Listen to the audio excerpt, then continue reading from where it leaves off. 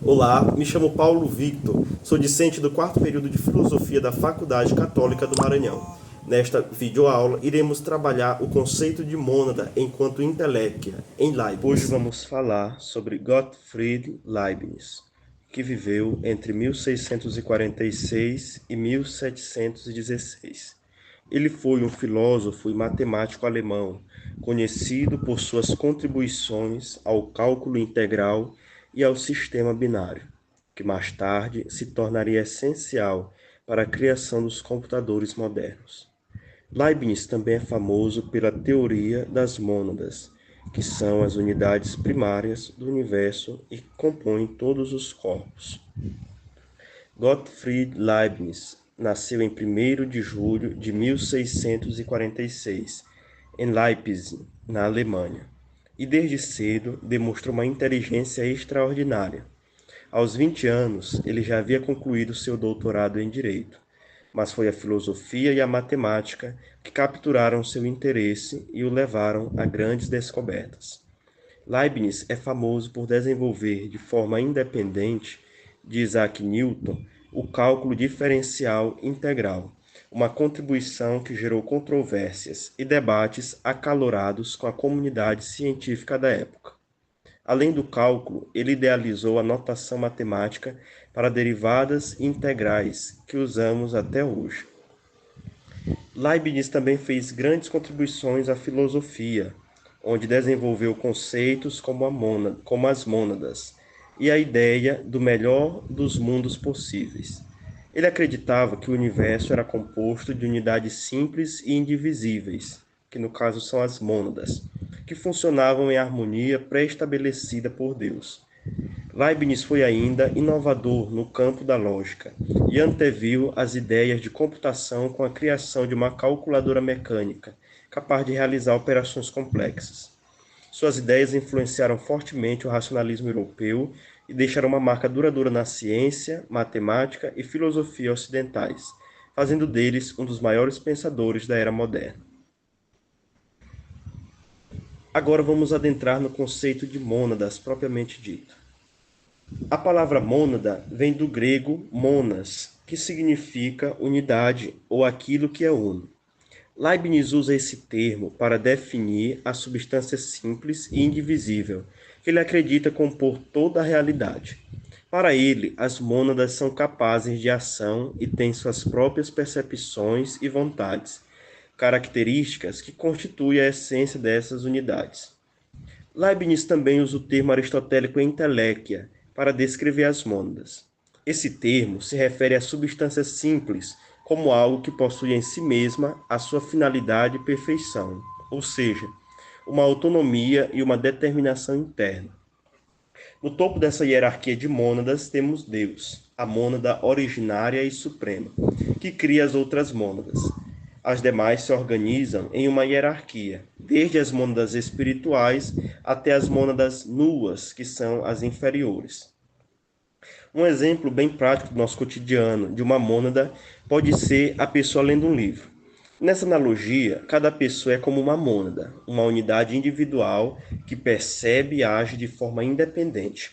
Ao ler, a pessoa processa as palavras e forma imagens mentais e emoções. Essa é a percepção dela, seu modo único de representar o conteúdo do livro internamente.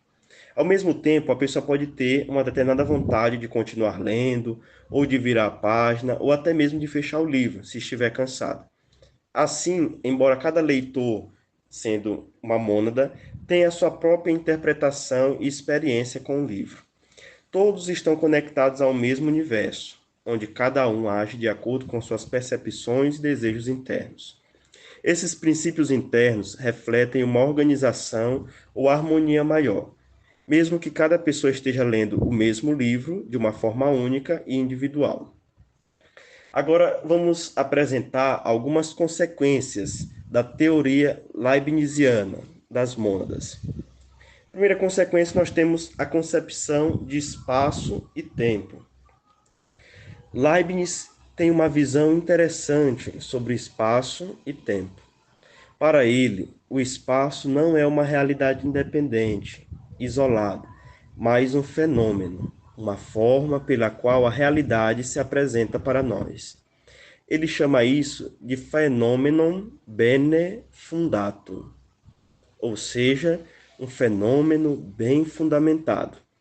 Em outras palavras, o espaço é a ordem das coisas que coexistem simultaneamente. Surge da relação entre essas coisas e não existe de maneira isolada. Já o tempo, segundo Leibniz, também não é uma entidade em si. Ele vê o tempo como algo que resulta do fato de que as coisas pré-existem, coexistem e pós-existem, ou seja, tem uma sequência. Daí nós tiramos a ideia de tempo. Tanto o espaço quanto o tempo, para Leibniz, são modos de aparecer subjetivo das coisas.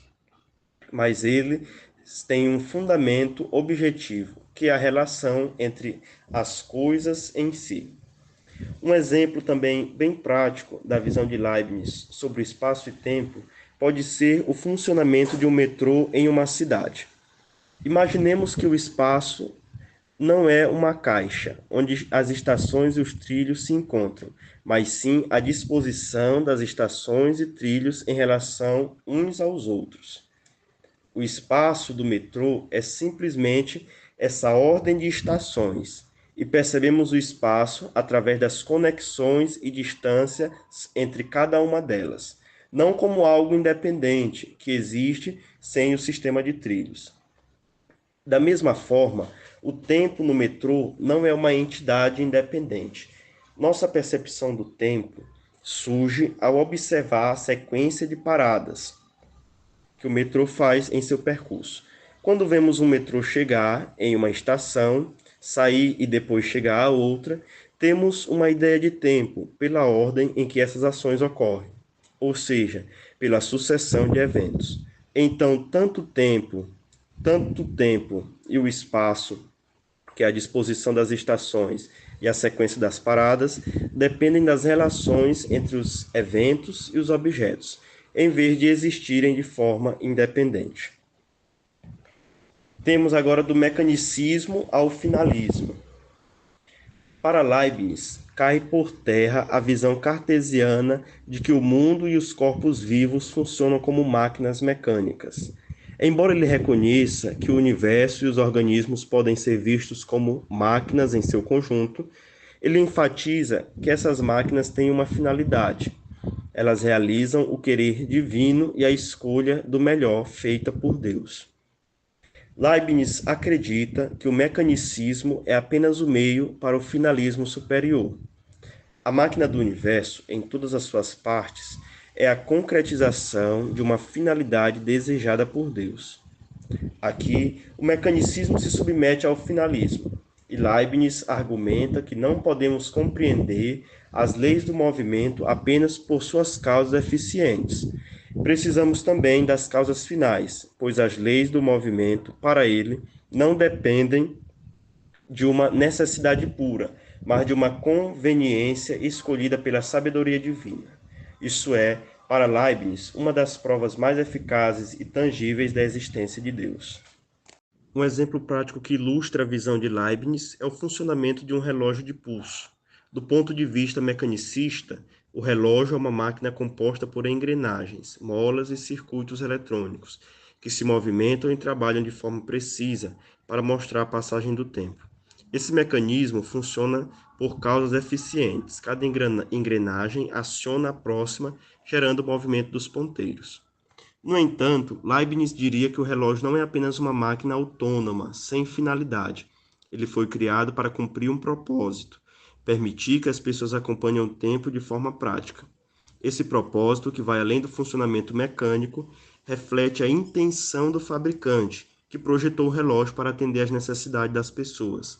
Da mesma forma, Leibniz acredita que o universo e os organismos vivos não são apenas máquinas, mas têm uma finalidade estabelecida pela sabedoria divina, que criou todas as partes do mundo em harmonia para um propósito maior. Assim, o mecanismo do relógio, apesar de ser uma máquina, existe em função de uma finalidade, que exemplifica a visão de Leibniz de que o mecanicismo é um meio a serviço de um propósito finalista. Por fim, vou propor uma questão para pensarmos juntos. Qual é a relação do conceito de mônada em Leibniz com a individualidade do ser humano?